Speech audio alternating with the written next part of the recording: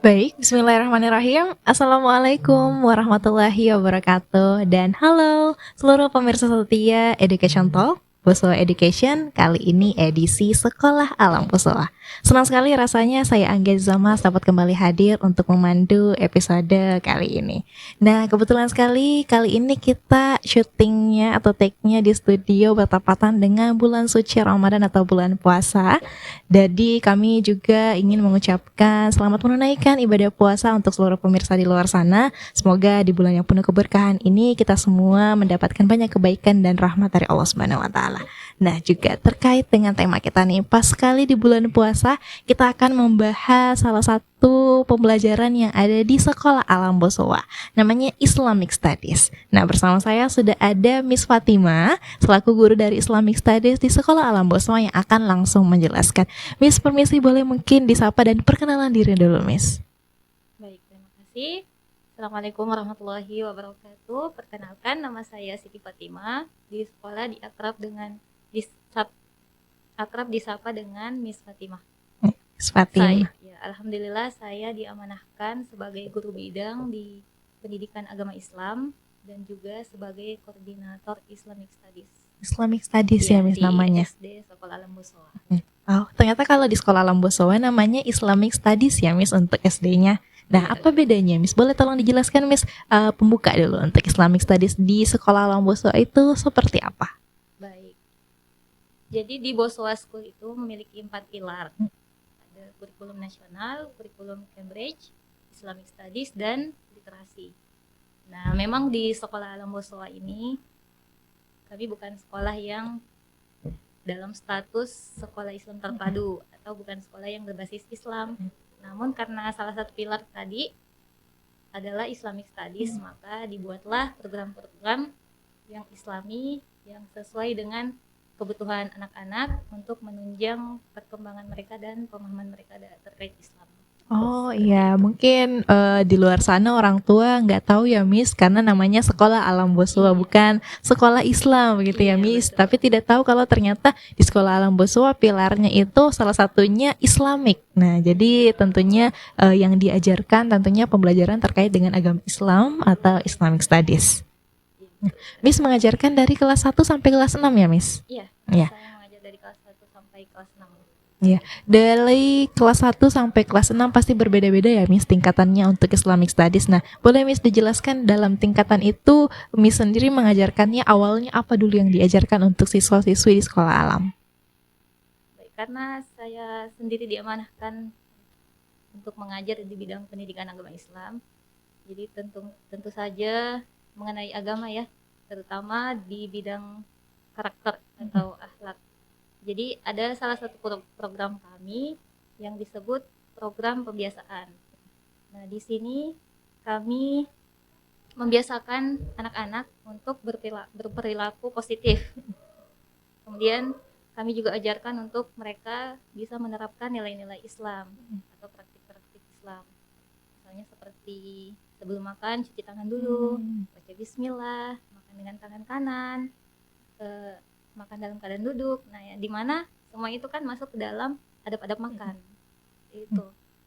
Oh iya, kadang ya, Miss, di sekolah-sekolahan itu hanya diajarkan misalnya mungkin baca doa ini kalau makan, tapi tidak dipraktekkan ya, Miss, tidak difokuskan untuk menerapkan adab-adabnya. Nah, kalau di sekolah alam fokusnya tadi untuk diterapkan. Iya. Karena memang di tingkat SD kami fokus ke pembentukan karakter. Nah, untuk program pembiasaan ini juga kan merupakan salah satu metode yang digunakan di dalam Islam untuk membentuk akhlak anak. Iya. Jadi memang cocok. Iya, sesuai ya, Miss, karena ada saya tahu itu, saya dengar dari usia 7 tahun itu sudah harus diajarkan lebih dini, lebih cepat harus diajarkan lebih utama terkait dengan adab-adab dalam Islam. Bukan mungkin kalau di sekolah-sekolah itu ya cuman memberitahu Islam itu sholat 5 waktu, berpuasa di bulan Ramadan. Tapi kalau di sekolah alam Boswa ada pembiasaan ya, Miss. Jadi yang difokuskan adalah karakter dan adabnya. Yang memang sebenarnya nilai-nilai Islam seperti itu ya, Miss, yang difokuskan dalam Islam itu sebenarnya sesungguhnya adalah itu adab dan karakter seorang muslim dan seorang muslimah. Miss, kalau dari kelas 1 sampai kelas 6 awalnya adab-adab selain yang tadi apa Miss yang diajarkan untuk siswa-siswi di sekolah alam? Jadi kami juga membiasakan anak-anak untuk praktik tentang nilai-nilai agama Islam, itu salah satunya ada pelaksanaan sholat, sholat duha, sholat zuhur itu secara berjamaah. Ada juga tadarus. Jadi alhamdulillah memang dari penerapan pembiasaan ini banyak sekali hasilnya. Dan salah satunya itu anak-anak jadi ini dapat menumbuhkan semangat dan kecintaan anak-anak terhadap ibadah. Jadi saya ambil contoh ya, misalnya di sana ada jadwal sholat duha. Jadi biasanya anak-anak sudah antusias, Miss berapa menit lagi ya kita sholat duha? Miss sudah boleh berwudu. Masya Allah, bisa menumbuhkan kecintaan mereka dan semangat dalam beribadah. Jadi bukan hanya sekedar diberitahu ya Miss kalau Iya. sholat duha itu manfaatnya seperti ini, bacaannya seperti ini, dilakukan di jam seperti ini, tapi dibiasakan Iya, mereka betul. ikut sholat duha juga. Dan suasananya ya Miss di sekolah Alam Boso yang dibuat sedemikian rupa supaya siswa-siswi di sana itu nyaman dan malah menantikan waktu sholat duha bersama-sama. Iya, alhamdulillah. Seperti itu. Iya, selain sholat duha, sholat zuhur juga sholat wajib ya Miss, sholat wajib, dan juga mungkin tadi ada padab saat makan, ada padab saat belajar, seperti itu ya Miss yang diajarkan. Ya, intinya hal-hal positif yang juga sesuai dengan nilai-nilai dari ajaran Islam. Baik Miss, saya pernah podcast dengan salah satu guru juga di sekolah alam, katanya memang di sekolah alam itu pembiasaannya juga didengarkan murotal ya Miss. Oh iya, salah satu stimulus. Stimulus, Iya. itu kalau di sekolah alam namanya itu sebagai bentuk stimulus ya Iya. Miss. Jadi memang anak-anak kita tidak secara langsung menyuruh mereka untuk menghafal misalnya bacaan sholat, misalnya pada saat iftitah, doa iftitah ini ya, tapi memang kita perdengarkan. Mereka langsung praktik, kemudian kita perdengarkan bacaannya, dan itu memang dimulai dari baby house, dari mereka masih kecil, yang mungkin kalau kita lihat secara umum apa sih, mereka kan masih kecil ya, belum paham ini apa yang dibaca, tapi itulah prosesnya.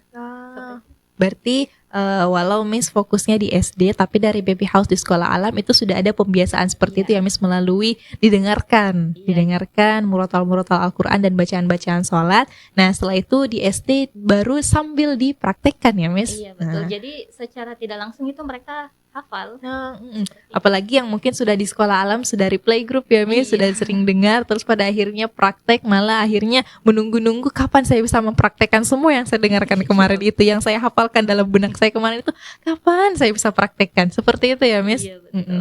Dan testimoni dari orang tua juga menunjukkan kalau anaknya menghafal itu tiba-tiba hafal sendiri ya Miss, mungkin bacaan-bacaan sholatnya, bukan seperti Miss atau guru-guru di sekolah yang menyuruh ayo di rumah dihafalkan ini ya, besok sudah di store hafalannya, hafalan ini sampai ini, yang belum store belum bisa maju, seperti itu ya, tidak seperti itu ya Miss. Iya, karena memang untuk program tadi yang pembiasaan sholat duha misalnya, jadi kita lakukan sholat berjamaah untuk kelas rendah ya, kelas 1, 2, dan 3 misalnya. Jadi di dalam sholat itu juga mereka membaca surah. Jadi mungkin dari seringnya mendengar surah itu, jadi terbiasa, jadi bisa lebih mudah untuk menghafal. Jadi pada saat misalnya sudah melewati surah An-Nas, Al-Falaq, tiba waktunya menghafal surah Al-Ikhlas, itu sudah lebih mudah. Tidak lagi sulit untuk mereka karena sudah terbiasa mendengarkan dan juga ikut mengucapkan. Jadi memang dibiasakan, pembiasaan membentuk karakternya mereka, dan pada akhirnya dipraktekkan supaya pada akhirnya mereka punya bekal ya Miss untuk berikutnya mempelajari lebih dalam lagi agama Islam, supaya pada kedepannya mereka sudah terbiasa untuk sholat, sudah tahu bacaannya. Nanti kalau sudah sedikit lebih besar, mereka memahami artinya apa, memahami gerakan-gerakannya dilakukan seperti ini, maksudnya apa, seperti itu ya Miss. Jadi sambil pelan-pelan kita beri pemahaman ya kalau sholat itu adalah salah satu kewajiban dalam Islam.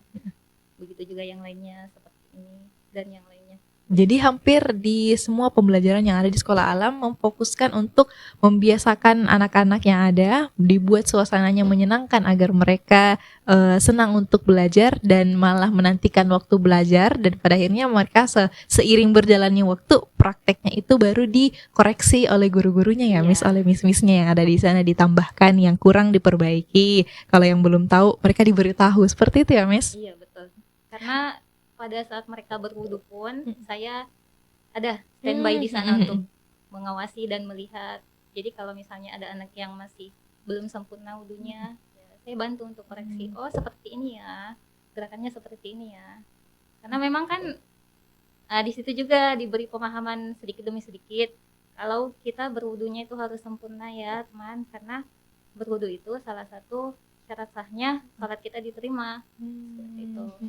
Jadi memang untuk anak-anak seharusnya membiasakan atau mengajarkan Islam kepada anak kecil itu seperti itu ya, Miss, bahwa dibiasakan dulu, diperdengarkan dulu. Setelah itu lambat laun kalau otaknya juga sudah mulai bisa menerima informasi yang lebih, dijelaskan ya, bilang ini maksudnya itu seperti ini, agar ini tujuan dari wudhu itu seperti ini, tujuan sholat seperti ini, sholat wajib itu ada begini. Jadi karena mereka sudah terbiasa, pada akhirnya oh, kita kemarin terbiasa melakukan ini, ternyata ini maksudnya. Iya, betul.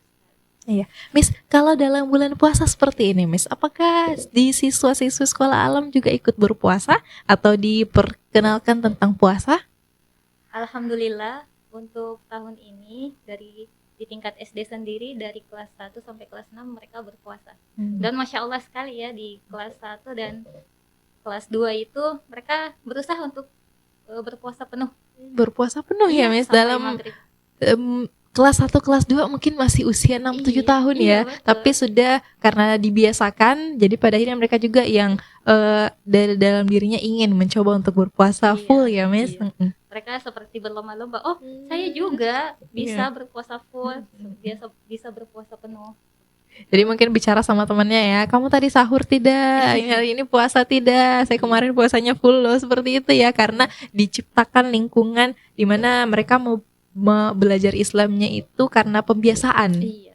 Jadi pada akhirnya di bulan puasa ini, puasa apalagi yang mungkin yang sudah di kelas atas ya, Miss, kelas 5, kelas 6 gitu ya? Iya, apalagi yang memang sudah memasuki usia 10 tahun ataupun yang sudah balik, memang sudah diwajibkan untuk berpuasa. Gitu. Kalau memang yang untuk di tingkat kelas 1, 2 mungkin itu masih untuk pembiasaan bagi mereka. Gitu.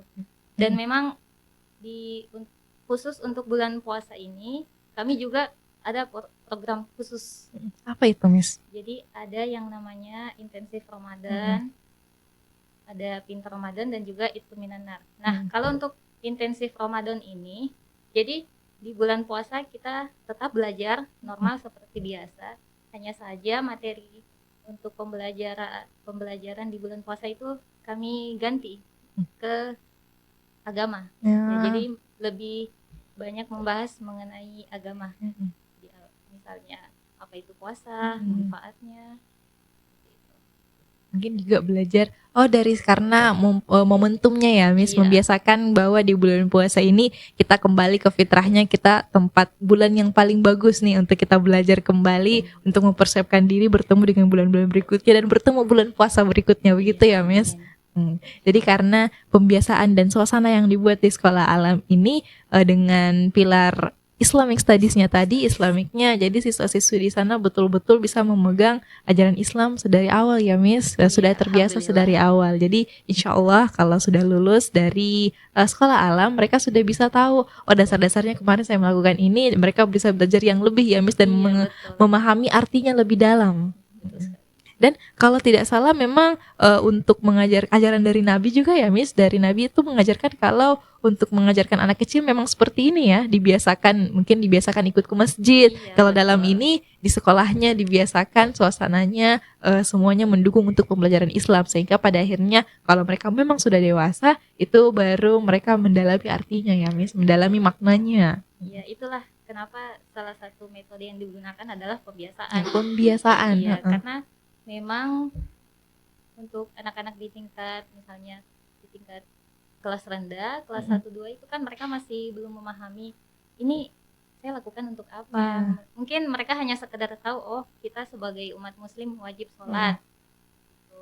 Tapi mungkin mereka belum memahami secara mendalam apa akibat dari misalnya meninggalkan sholat atau apa yang akan didapatkan saat melaksanakan sholat dengan baik dan benar. Gitu. Iya. Jadi memang di sekolah Alam Bosowa itu semua dibuat dari pembiasaan ya Miss, sehingga pada akhirnya mereka betul-betul terbiasa dan pada akhirnya bisa memahami maknanya.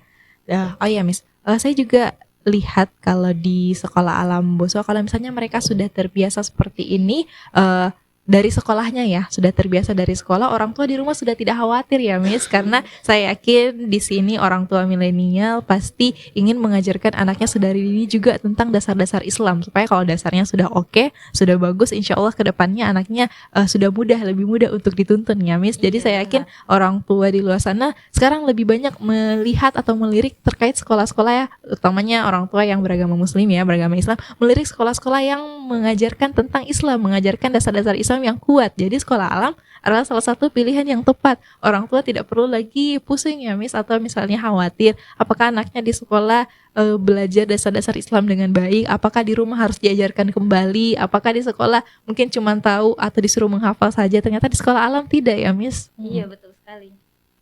Jadi orang tua sekarang saya lihat banyak orang tua yang memang fokusnya sekarang seperti itu. Banyak orang tua yang bekerja juga tidak ada waktu ya Miss di rumah mungkin untuk mengajarkan kepadanya. Tapi tenang saja, kalau di sekolah Alam Bosowa sudah memang ada pilar Islamik tadi dibuahkan ke dalam Islamic Studies ya Miss. Iya. Dan tadi dijelaskan oleh Miss Fatima terkait apa saja konsep-konsep yang ada dalam Islamic Studies tadi itu, apa yang diajarkan kepada siswa-siswi ya Miss. Ya, saya juga sering podcast dengan orang tua dan katanya orang tua juga senang karena ada pilar Islamik ini. Jadi di rumah mereka anak-anaknya bisa langsung ikut sholat bersama orang tuanya, walaupun mereka tidak mungkin mereka terlihat lebih bersemangat untuk ikut beribadah bersama orang tuanya, bukan karena paksaan, bukan karena apa, tapi karena mereka memang yang mau dan bersemangat. Itu tadi ya, karena ini efek dari pembiasaan. Jadi ada istilah bisa karena biasa. Terbiasa. Betul. Dan di satu momen karena sudah terbiasa mereka lakukan, pada saat di momen dimana mereka tinggalkan atau tidak lakukan, pasti akan ada rasa yang ganjal ya Miss. Mungkin mereka merasa kok tadi saya nggak sholat duha, kok hari ini nggak sholat duha gitu ya, kok hari ini belum wudu sebelum sholat, seperti itu ya Miss, karena pembiasaan.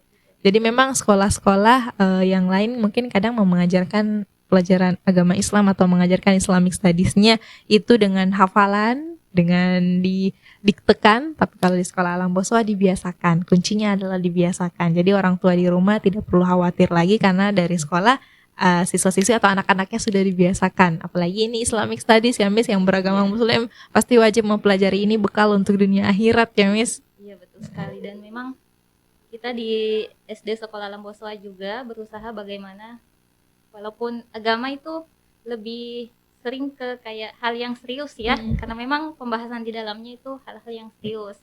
Tapi di Sekolah Alam Bosowa kita berusaha bagaimana supaya kita menyampaikan ajaran tentang Islam itu tetap dalam hal yang menyenangkan. Jadi mudah untuk mereka terima. Seperti itu. Jadi misalnya untuk tingkatan kelas rendah, misalnya kelas 1, 2, 3, kami buat misalnya seperti games, contoh untuk menghafal surah kita buat seperti susun ayat, seperti itu, atau kita buatkan tata cara berwudu yang benar bagaimana susunannya. Jadi secara tidak langsung mereka tahu, oh yang pertama ini, yang kedua ini.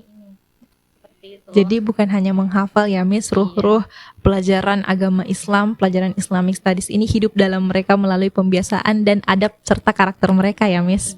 Terima kasih banyak Miss Fatima, ini sepertinya sudah hampir habis waktunya kita berbincang. Kalau bahas ini nggak ada habisnya ya Miss, terkait anak-anak itu gimana pembelajaran yang terbaik buat mereka. Pasti orang tua saya yakin selalu penasaran dan selalu mau belajar untuk bagaimana memberikan yang terbaik untuk anak-anaknya. Dan nanti boleh langsung saja ya datang ke Sekolah Alam Bosowa, melihat bagaimana pembelajarannya. Apalagi sudah mau ajaran baru ya Miss.